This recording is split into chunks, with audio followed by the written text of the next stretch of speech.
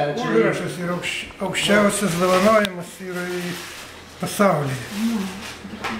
Vyko Europos čempionatas šiuo metu. Ta proga buvo dovanotas. O tai buvo, kaip pasakė Vidmantas, 5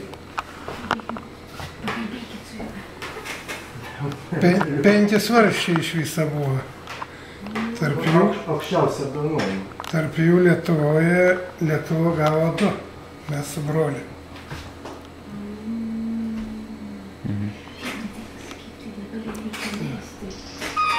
Tai kur ten jau reikėjo mėtyti?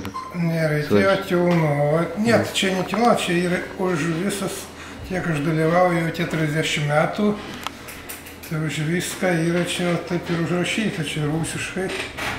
Net parašyta, kad за высокие спортивные результаты, вклад в развитие гиревого спорта в мире.